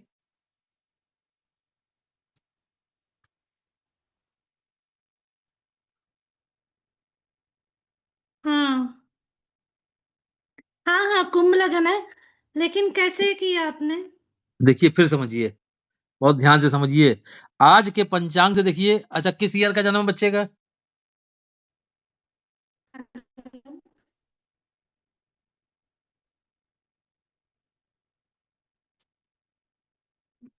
कौन सा ईयर है बच्चे का? 2004। 2004 का। देखिए 21 साल हो गए। 4 का जन्म है, 21 2004। 2004 का जन्म है ना, तो क्या 25 चल रहा है, तो 21 वर्ष कितने हो, 4 का जन्म है तो 21 वर्ष हो गए ना 25 में। 21 वर्ष पहले का जो जन्म था उसकी लगन आम आज के पंचांग से समझिए निकालना है। आज के पंचांग से हम 21 वर्ष पहले की लगन निकाल रहे हैं। कितनी बड़ी बात है ये। एडजेक्ट लगन तो थोड़ा एडजेक्ट लगन तो थोड़ा सा समायोजन करने पे आएगी डिग्री वाइज। वो डिग्री वाइज जब हम समायोजन करेंगे तो हमें एडजेक्ट लगन मिल जाएगी, लेकिन एक मोटी मोटी लगन हमको जो है मिल जाती है, क्योंकि क्या होता है कि बहुत ज्यादा फर्क नहीं आता है सालों में, क्योंकि बहुत कला विकला में फर्क आ रहा है। सूर्य की जो स्थिति है वो कला विकला में फर्क आता है, इसलिए बहुत फर्क नहीं आता। आज के पंचांग से आप 50 साल पुरानी लगन भी निकाल सकते हैं। जैसे फिर से समझिए, आप देखिए, आपने चार्ट निकाला होगा आपने। आप 9 दिसंबर पर उंगली रखिए,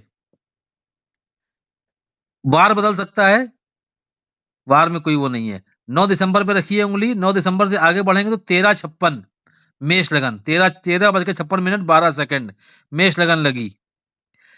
इसके बाद लिखा है 15:34:17 यानी कि 15:34 15:34 से वृषभ लगन लग गई। फिर 17:31 से मिथुन लगन लग गई। फिर 19:44 से कर्क लगन लगी, जो चली 22:02 तक, यानी कि 22/2 पर सिंह लगन लग गई। फिर 24-16 पर लग गई कन्या लगन। 26-29 पर लग गई आपकी तुला लगन। 28-45 पर लग गई वृश्चिक लगन। 7:06 सुबह पर लगी धनु लगन। 9:10 पर लगी मकर लगन। और 10:56 से 12:28 तक ये रही अपनी कुंभ लगन। बच्चे का जन्म इसी के मध्य में हुआ, 11:30 बजे। क्या हो गया? इसका मतलब है कि कुंभ लगन में जन्म हुआ। समझ गए सर। हो गया क्लियर? राइट कोई कंफ्यूजन किसी को? राइट। हाँ क्लियर हुआ। क्लियर हो गया ना? तो आपके पास अगर पंचांग है और मान लीजिए, क्योंकि देखिए ये लैपटॉप और ये तो सब मोबाइल जब अभी आए हैं, हम लोगों ने तो इसमें इतनी रगड़ा घसरी करी है कि क्या बताएं आपको। समझिए कि इतना रगड़ा-घसीटी करनी पड़ती थी कि उससे जो है सब दिमाग में घुस गया, समझिए मैथमेटिक पोजीशन। हाँ, इसलिए तुरंत इससे निकल आता है। और आगे की जो क्लासेस होंगी उसमें हम आपको मतलब आपके उँगली पे बता देंगे कि आप आज की उँगली से लगन निकाल लेंगे कि उँगली पे इस व्यक्ति का जन्म इस तारीख को इतने बजे हुआ है, तो उसकी ये लगन है, ये राशि है। मतलब राशि तो नहीं आएगी, लगन आ जाएगी उसकी, और सूर्य की स्थिति आ जाएगी कि सूर्य किस राशि में बैठे होंगे, किस भाव में होंगे, ये बता देंगे आपको। कोई चमत्कार नहीं है, केवल एक कैलकुलेशन है मैथमेटिक्स का, जिसे हम लोग उँगली पे बता देते हैं। मान लीजिए किसी ने आपसे प्रश्न कर लिया कि ये प्रश्न है हमारा, अब आपके पास उस समय मान लीजिए मोबाइल नहीं है हाथ में या पंचांग नहीं है, तो आप उँगली से आप दिमाग लगा के कैलकुलेशन कर लेंगे कि इस समय कौन-सी लगन चल रही है। बस उस लग्न के हिसाब से उसकी प्रश्न कुंडली का उत्तर आप दे देंगे। और मतलब उसमें कोई चमत्कार वाली चीज़ नहीं है, बस ये है कि हाँ, एक कैलकुलेशन माइंड का ये होता है कि हाँ, ये लगन इस समय चल रही है। तो क्या होता है, आपने देखा कि किस प्रकार से कितनी आसानी से पंचांग द्वारा आपने लगन निकाल ली। ठीक है? कोई किसी को इसमें कन्फ्यूजन, किसी प्रकार का कोई प्रश्न किसी को?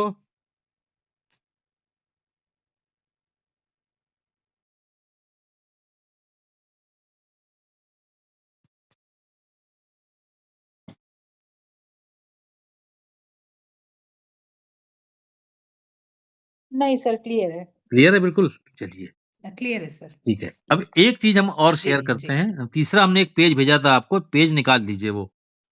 जिसमें जो है 3 पेज भेजे थे ना?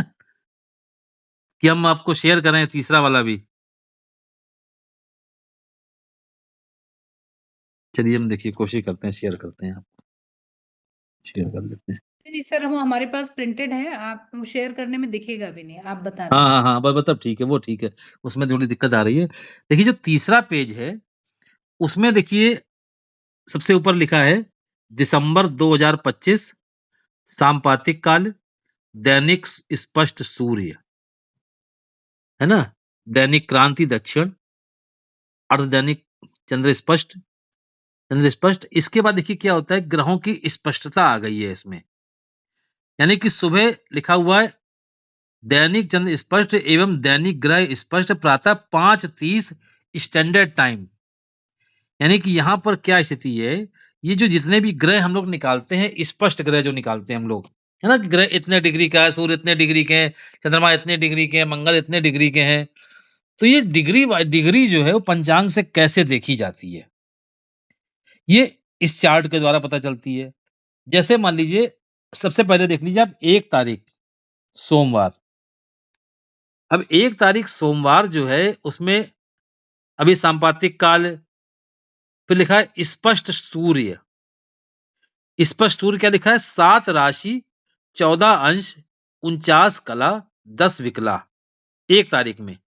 यानी कि 1 तारीख को सुबह 5:30 बजे जो सूर्य की स्थिति थी, वो 7 राशि को पार करके 14 अंश में थी, यानी कि वृश्चिक राशि में 14 डिग्री के सूर्य थे। सुबह 5:30 बजे 1 तारीख को। अब आज हम देखें 11 तारीख को। 11 तारीख को सूर्य की स्थिति क्या है? 7 राशि, 24 डिग्री, 47 कला, 53 विकला। यानी कि सूर्य जो है 7 राशि को पार कर चुके हैं, 8वीं राशि में 24 डिग्री के, यानी कि वृश्चिक के। आज सूर्य वृश्चिक राशि में 24 डिग्री के हैं, सुबह 5:30 बजे। अब मान लीजिए किसी का जन्म शाम को 4 बजे हुआ है, तो हमें उसका साधन करना पड़ेगा थोड़ा-सा, वो एक मैथमेटिकल पोर्शन है। उसका साधन करना पड़ेगा, साधन करके वो निकालना पड़ता है कि भाई इतने डिग्री की सूर्य जो है, वो 1 डिग्री यानी कि जो है 60 कला रोज़ चलते हैं, तो इतनी देर में कितना कला चल चुके होंगे, वो हमें ऐड कर देना होता है इसमें। लेकिन एक मोटा-मोटा देखिए आप कि आज जो है सूर्य वृश्चिक राशि में 24 डिग्री के हैं। अब इसी में आगे देखिए आ जाते हैं और ग्रहों में कि चंद्र स्पष्ट। तो चंद्रमा का जो स्पष्टता है वो 2 जगह दी गई है।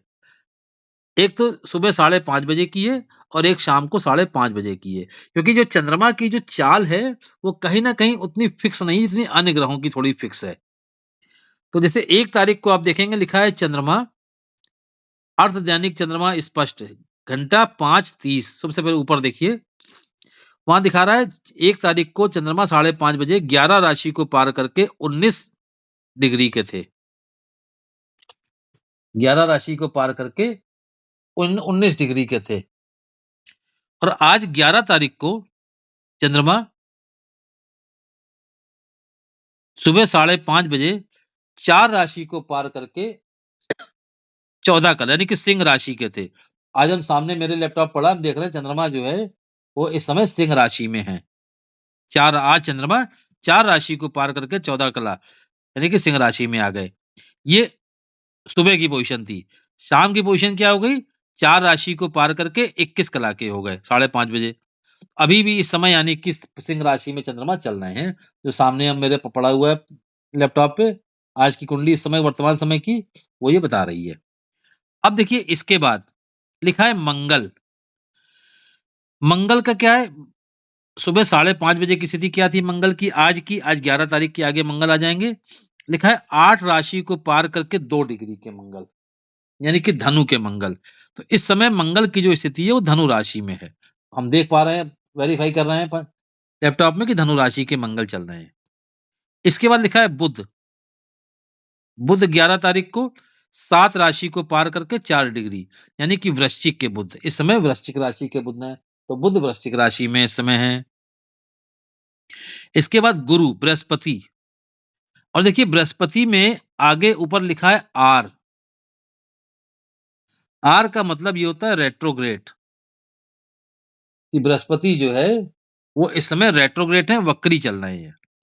पंचांग में जहां पर जिस जगह पर बृहस्पति कोई भी ग्रह डायरेक्ट हो जाता है वहां पर बड़ा सा डी लिख किया जाता है। अभी दिखाएंगे आपको कहां पर आगे डी लिखा हुआ है। तो गुरु में आर लिखा है। आज तारीख 11 तारीख को गुरु 2 राशि को पार करके 29 डिग्री के समय चल रहे हैं यानी कि मिथुन राशि में। तो आज की डेट में जो बृहस्पति है वक्री होकर के मिथुन राशि में है। फिर आ गए ऊपर हम शुक्र को। 7 राशि को पार करके 18 डिग्री के हैं यानी कि शुक्र वृश्चिक राशि के हैं। तो आप देख पा रहे होंगे, अगर आपने लैपटॉप खोला होगा तो आप देख पा रहे होंगे कि शुक्र जो है वो वृश्चिक के हैं। इसके बाद आ गए शनि। लिखा है 11 राशि 1 डिग्री यानी कि मीन राशि में चल रहे हैं। 11 को पार करके मीन राशि में 1 डिग्री किया गया। तो आज की डेट में शनि मीन राशि में चल रहे हैं।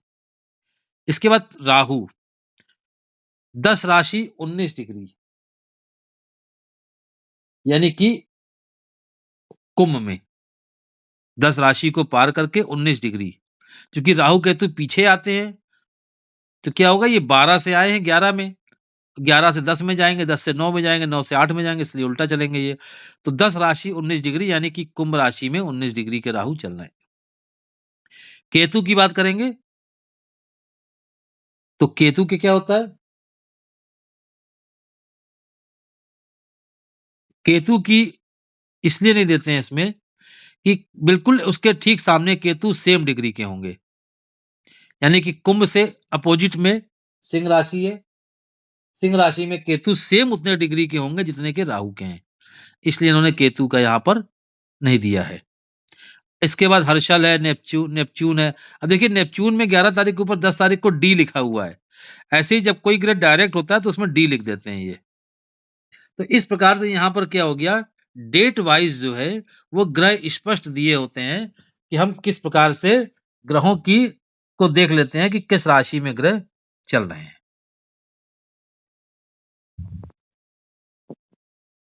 इसमें कोई कंफ्यूजन, कुछ पूछना?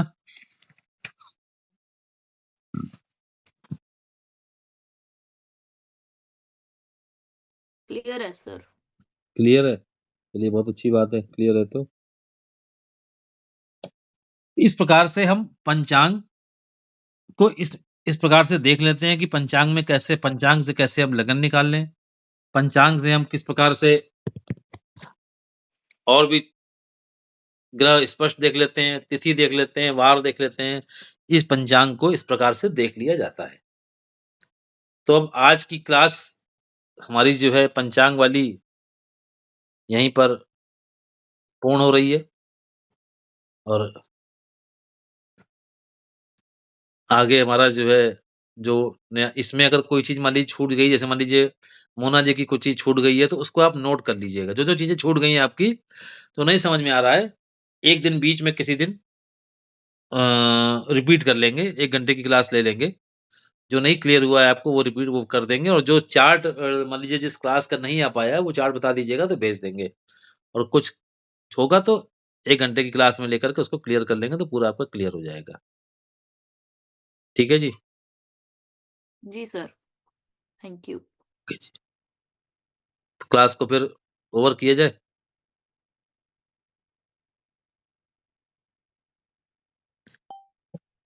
पूनम जी आपका पूनम जी जी गुरुजी, नमस्ते। नमस्ते जी। ये कह रहे हैं कि आपने अपने श्रीयंत्र का पूजन कर लिया था पूरा? हाँ जी। वो पहले दिन, जैसे पहले दिन जो कराया था हमने, हो गया था पूरा आपका? नहीं, जैसे पहले दिन कराया था वैसे नहीं किया था। आपने जब मैंने 3rd डे पे किया था। आपने हाँ, तो कहा वही था ना वही वही दीक्षा मुझे जब दी मुझे थी उस याद दिन। था। हाँ जी। कल सुबह 10 से 12 का क्या शेड्यूल है आपका? अ, मीटिंग है, मीटिंग से घर आऊँगी 11 बजे। अच्छा, मीटिंग से 11 बजे घर आएँगी। अच्छा, अच्छा, अच्छा। हाँ, तो फिर आ हाँ जाएगा। जी। कि कल सुबह श्रद्धा जी को हम 10 बजे वो कराएँगे। उनके मैं कोशिश करती हूँ 10 बजे तक पहुँच जाऊँ घर पे। हाँ, कोशिश करिएगा पहुँच जाएँगे तो श्रद्धा जी को हम कराएँगे उनके श्रीयंत्र का पूजन पूरा। पूरा उसमें जिस जी। तरीके से होता है, तो वो एक बार आप मतलब हुँ। साथ में जुड़ करके इसको कर सकती हैं। तो ये आपके लिए एक मौका है, कर लेंगी। नहीं तो फिर ये पूजन जी। फिर आपको थोड़ा-सा लंबा रुकना पड़ेगा। जब नेक्स्ट चरण की साधना होगी तभी ये कर अच्छा। पाएँगी। अगर देख लीजिएगा, जी, क्या अगर है हो बच्चे की क्या फिजियोथेरेपी चालू हो गई ना, तो कोई भी अच्छा। टाइम फिजियोथेरेपिस्ट अरे बुलाते हैं तो मुझे जाना तो पड़ता है। फिर आप परेशान ना होइए, कोई बात नहीं, कोई हाँ परेशान ना जी। होइए बिल्कुल भी। अभी चरण अभी और आएँगे, तो उसमें करा दिया जाएगा। अच्छा आप जी। अपने शेड्यूल को डिस्टर्ब ना करिए। वो भी कार्य बहुत-बहुत थैंक यू वो गुरुजी। भी कार्य हाँ काफ़ी जी। ज़रूरी है, ठीक है ना? बच्चे की जी। तबीयत ठीक है पहले से अब? हाँ, ठीक है। चलिए, चलिए। थोड़ा मेंटली डिस्टर्ब रहता है, गुस्सा ज़्यादा आ रहा है उसको। अच्छा, अच्छा, अच्छा। खेल नहीं तकलीफ हो रही है ना, दर्द हो रहा है उसको। हाँ, हाँ, हाँ। थोड़ा-सा शहद का दान करा दीजिए। शहद का दान। हाँ, अच्छा जी, एक ठीक शहद है। की शीशी ले लीजिए और छोटी-सी, और उसके हाथ लगवा किसको कर दान करना है? किसी मंदिर में हनुमान जी के आगे रखवा दीजिए। अच्छा जी, और ठीक है। और हाथ में ₹11 रख कर के स्पर्श करा के वहाँ की जो है जो पेटी होगी उसमें रखवा दीजिएगा। अच्छा जी, ठीक है। ₹11 और एक शहद की शीशी। हाँ, शहद की शीशी हनुमान जी के सामने खोल के रखिएगा, है ना? और ₹11 उसमें पड़वा दीजिएगा, ठीक है ना? जी। चलिए सभी अगर को हम रख देंगे हाँ, हाँ, आप रखिए। ब ब तो उसका प्रतिनिधित्व करते हुए हाँ, तो हाँ, हाँ। चलेगा? कोई दिक्कत नहीं, आप रख दीजिएगा जाकर अगर के। हम कर देंगे प्रतिनिधित्व उसका लेके? देखिए, कोई दिक्कत नहीं है, कोई दिक्कत नहीं है। ब्लड रिलेशन होता है, ब्लड अच्छा जी रिलेशन में गुरुजी। कहीं कोई कैसे कोई दिक्कत नहीं आती है। बिल्कुल आराम से कर सकते हैं आप लोग। ठीक है जी? चलिए जी गुरुजी, क्लास को ठीक है। वहीं ओवर करते हैं, ओके और गुरुजी। सभी को शुभ रात्रि। बहुत-बहुत धन्यवाद। ओ थैंक यू जी। धन्यवाद। धन्यवाद गुरुजी, धन्यवाद जी। Thank you.